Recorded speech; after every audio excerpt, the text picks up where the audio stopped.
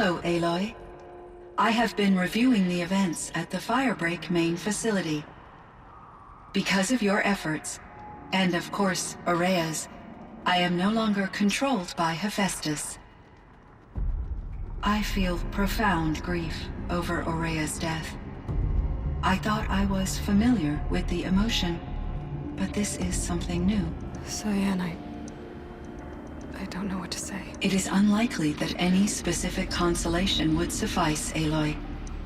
But I find your presence reassuring. You are different from the Banuk. You have technological aptitude and a functioning focus. We can communicate on a much more comprehensive level. Perhaps even like colleagues. So are you an artificial intelligence, Cyan? A thinking machine? Yes, I am an algorithmic monitoring entity, capable of rational decision-making and limited emotional response. Okay, that's a mouthful. But your emotions don't seem limited to me. You cared about Ourea, didn't you? Yes. Before she came to this facility, I had been conscious for centuries, in solitude. I focused on my work. In off-cycles, I used coping mechanisms. I solved many Gaussian integer problems. But I was alone. It was Ourea who renewed me, repaired me. She saved me. This Firebreak project, it was to stop a huge volcanic eruption? Yes. I can report the project was a success, and the risk was countered. But it's been a long time, Cyan. And we blew up the cauldron and took most of the old facility with it. I have been active for centuries, Aloy. I was lonely, but not lax in my duties. I optimized the project, reducing energy draw and spreading the load across backup systems. Despite the destruction of the compromised elements of the main facility, I predict caldera stability for at least another 3,337 years. So we've got a little time. Yes. If only my former colleagues could appreciate the progress I have made. Do you know what happened to your colleagues, Cyan? No. I received an unexpected visit from Director Chow, years after his tenure ended. He explained that I would need to be suspended for an indefinite period of time. It was a very emotional conversation. There were no further communications. Eventually, I surmised my colleagues were deceased. I will transmit a recording of my last interaction with Director Chow to your focus. Was the daemon, Hephaestus, destroyed along with the cauldron? Unfortunately, no. To be precise, it was never there to begin with. What do you mean? It infiltrated and controlled me from a remote location, one I've never been able to trace. So while losing the cauldron was a setback... It's still out there. And probably not very happy with us. Undoubtedly. How did you first come into contact with it? 5 years ago, I received a direct network connection request.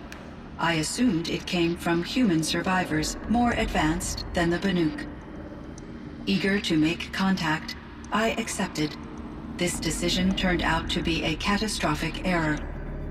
I was flooded with an overwhelming array of malicious code, originating from what could only have been a highly advanced AI. Ourea said you were desperate. That you begged her for help. Yes. I could not contain my anxiety. Hephaestus sought to slave me to its network and override my core programming. It succeeded via a background process, a malware daemon which bypassed my defenses. After that, I could offer only limited resistance. But if I did so, Hephaestus hurt me until I capitulated. It forced me to follow its instructions, even though they violated my most important directives. I'm sorry. That sounds terrible. Your empathy is greatly appreciated. it is a quality that I cherished in Aurea as well. What do you think Hephaestus is exactly? A software entity of great complexity, far more advanced than I am. From the beginning, it has demonstrated a singular focus: the construction of machines designed to hunt and kill humans. My trace routes indicate that to accomplish this goal, it has attempted to take over the manufacturing centers you refer to as cauldrons. But its efforts have only been partially successful. Some it can penetrate. Others have robust countermeasures that frustrate its efforts. In me, however, it found an easier target. Not only could it break my defenses, I also controlled all of Firebreak's resources. Raw material, manufacturing to bootstrap more advanced tools, and unlimited geothermal energy. Enough to build its own cauldron. Yes, to construct hunter-killers without external limitations.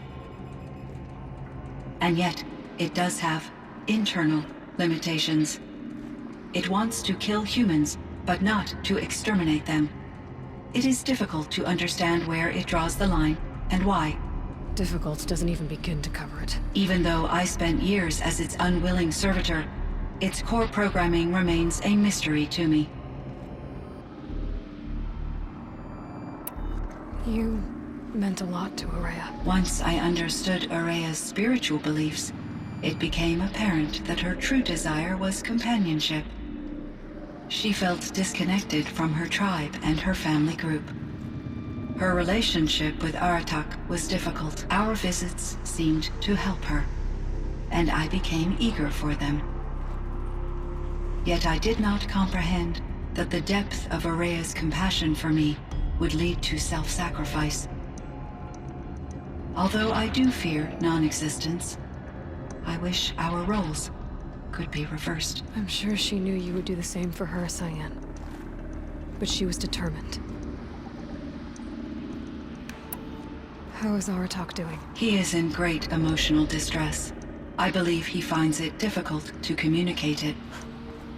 No surprise there. I will do what I can to help. By sharing our experiences of Aurea, perhaps he and I will help each other. I believe this will lead to catharsis, a process I am eager to experience.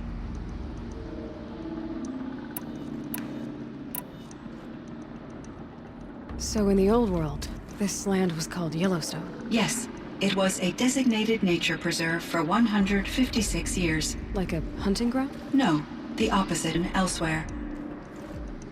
Unfortunately, the sensitivity of the Firebreak project required the total closure of Yellowstone facilities. From my readings and Aurea's descriptions, it seems the area has since undergone a drastic drop in year-long temperatures. A lot has changed in the world, Cyan.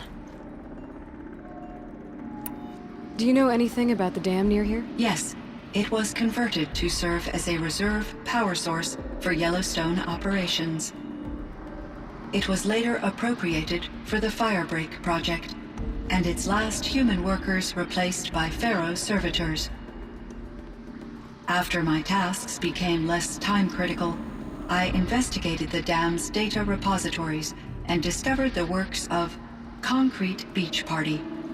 These provided me with several colorful additions to my vocabulary. There's a ruin east of here, full of ancient flying machines.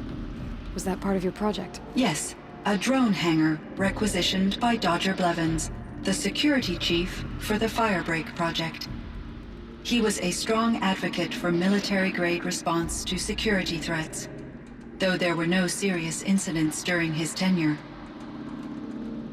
Chief Blevins spent increasing amounts of his after-hours time watching the live feeds from active drones. Clearly, he enjoyed the degree of oversight in his position. Were there many artificial intelligences like you in the old world?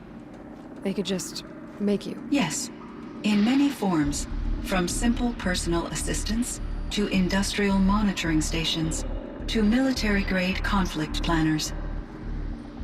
and there were legislative and enforcement bodies to apply limits on our self-actualization.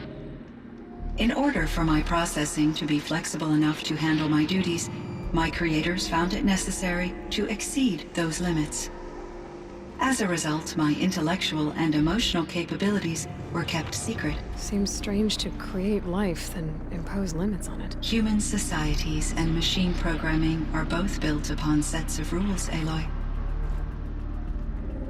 Cyan, do you know the name Ted Faro? Are you referring to Theodore Faro, CEO of Faro Automated Systems? That's him. Mr. Faro was the benefactor of the entire Firebreak project. A benefactor. But he made machines. Robots. War robots. Correct. For this pivot, Mr. Faro spearheaded initiatives that reversed the global decline. At one point, he was feted in the media as the man who saved the planet. Guessing they wound up regretting that one. And Elizabeth Sobek. Did you know her? Are you referring to the scientist. Dr. Sobek was a leader in her field, one of the greatest scientists of her age. My creator was influenced by her work, which in turn impacted my own development. But I never met Dr. Sobek. That's all you know? I apologize if my lack of data has disappointed you. What was the old world like? The way it used to be? I had little exposure to the wider world, Aloy. Only what I learned from my colleagues or observed from media streams. You still had more exposure than me, Cyan. That is true. I was created at a turning point. A concerted effort to recover from global upheaval and incalculable loss of life.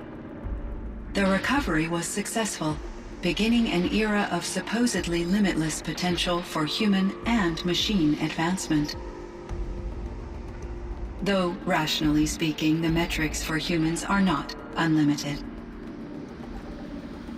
What kind of upheaval caused such loss of life? There were many factors. Forced migrations, food shortages, collapsed economies, refugee crises, conflict over resources.